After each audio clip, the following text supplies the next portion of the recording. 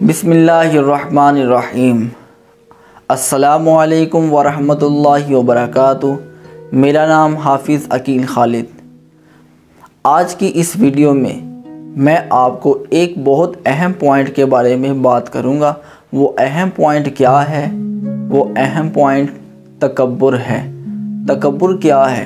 تکبر کسے کہتے ہیں؟ آئیے تکبر کی تعریف سنتے ہیں۔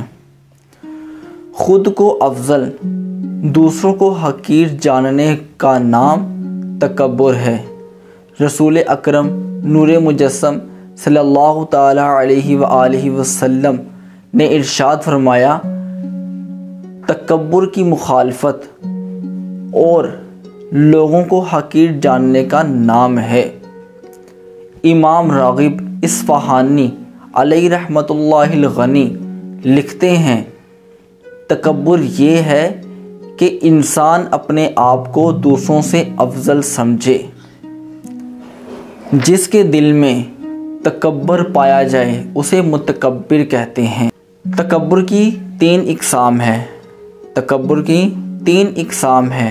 نمبر 1، اللہ عز و جل کے مقابلے میں تکبر کرنا۔ تکبر کی یہ قسم کفر ہے، جیسے فرعون کا تکبر کہ اس نے کہا تھا، ترجمہ کنز الایمان، میں تمہارا سب سے اونچا رب ہوں، تو اللہ نے اسے دنیا و آخرت دونوں کے عذاب میں پکڑا۔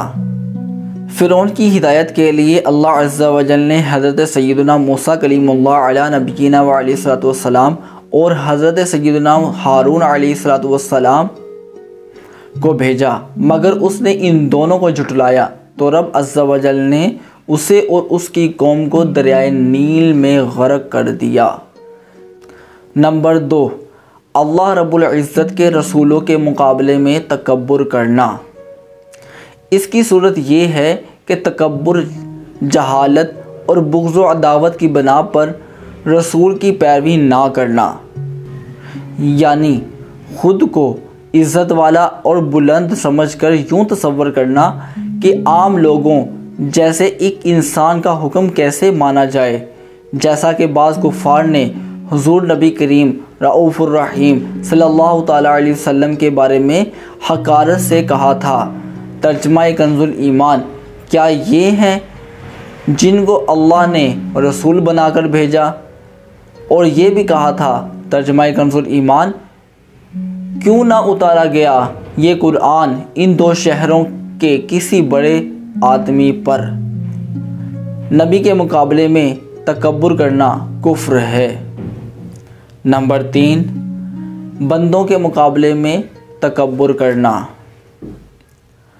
اللہ عز و جل اور اس کے رسول صلی اللہ تعالیٰ علیہ وسلم کے علاوہ مخلوق میں سے کسی پر تکبر کرنا، اور وہ اس طرح کہ اپنے آپ کو بہتر اور دوسرے کو حقیر جان کر اس پر برائی چاہنا اور مساوات یعنی باہم برابری کو ناپسند کرنا۔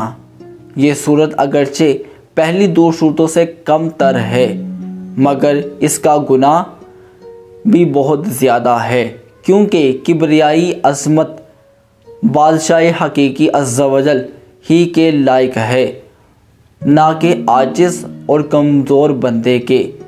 تکبر کے بارے میں علم حاصل کرنا افضل ہے۔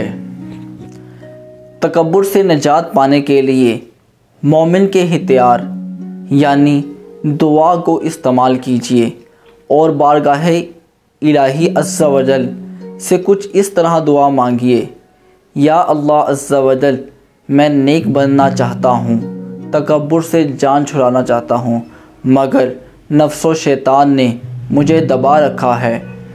اے میرے مالک، مجھے ان کے مقابلے میں کامیابی عطا فرما، مجھے نیک بنا دے، عاجزی کا پیکر بنا دے۔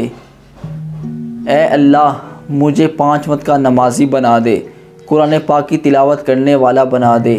اللہ تعالی ہم سب کا حامی و ناصر ہو، آمین یا رب العالمین۔ جزاک اللہ خیرہ۔